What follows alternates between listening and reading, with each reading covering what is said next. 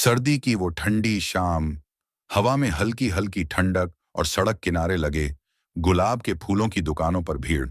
हर कोई Valentine's day मनाने की तैयारी में था, लेकिन विशाल की आंखें किसी को ढूंढ रही थीं। मानसी को। मानसी और विशाल की कहानी कॉलेज के दिनों से शुरू हुई थी। पहली मुलाकात लाइब्रेरी में हुई थी, जब विशाल ने गलती से मानसी की किताब गिरा दी थी। उसकी मासूम हंसी और गहरी आंखों ने विशाल का दिल वहीं रोक दिया था।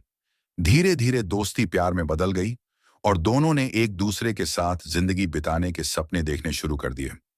लेकिन किस्मत को कुछ और ही मंजूर था। मानसी के माता पिता उसकी शादी उसके बचपन के दोस्त आदित्य से करवाना चाहते थे। मानसी ने बहुत कोशिश की, पर घर वालों की जिद और समाज के बंधनों के आगे उसकी हिम्मत टूट गई। उसने विशाल से कहा, हमारा प्यार सच्चा है, लेकिन मेरे लिए अपने माता पिता का दिल दुखाना सही नहीं होगा। मुझे माफ कर दो। विशाल। उस दिन के बाद विशाल अकेला हो गया। वो जानता था कि मानसी मजबूर थी, लेकिन उसके दिल को सुकून नहीं मिला। उसने प्यार को भुलाने की कोशिश की, लेकिन हर वैलेंटाइंस डे पर वही पुरानी यादें उसे फिर से तड़पा देती थीं। इस साल भी वैसा ही था। विशाल उसी पुराने कैफे में बैठा था, जहां कभी उसने मानसी को पहली बार गुलाब दिया था। तभी दरवाजे से एक छोटी बच्ची दौड़ती हुई आई और उसके सामने एक गुलाब रखते हुए बोली, भैया, मेरी मम्मा ने यह फूल आपको देने को कहा है। विशाल ने चौंक कर पूछा, कौन है तुम्हारी मम्मा? बच्ची ने मुस्कुराते हुए दरवाजे की तरफ इशारा किया। विशाल ने देखा, मानसी खड़ी थी, आंखों में आंसू और होंठों पर हल्की मुस्कान।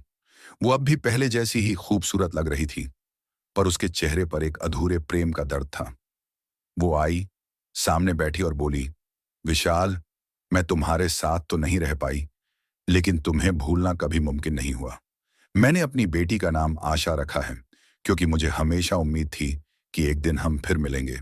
विशाल के होंठ कांपने लगे, पर उसने खुद को संभाला और हल्के से मुस्कुराकर कहा, शायद कुछ कहानियां हम मुकम्मल नहीं होती, लेकिन उनका प्यार कभी अधूरा नहीं होता। कभी कभी प्यार का मतलब सिर्फ साथ रहना नहीं होता, बल्कि किसी की खुशी के लिए त्याग करना भी होता है। हर सच्चा प्यार साथ नहीं रहता, लेकिन वो हमेशा दिल में जिंदा रहता है। अगर यह कहानी आपको पसंद आए तो लाइक, कमेंट और शेयर जरूर करें। चैनल को सब्सक्राइब करना न भूलें, ताकि आपको ऐसी और प्रेरणादायक कहानियां मिलती रहें।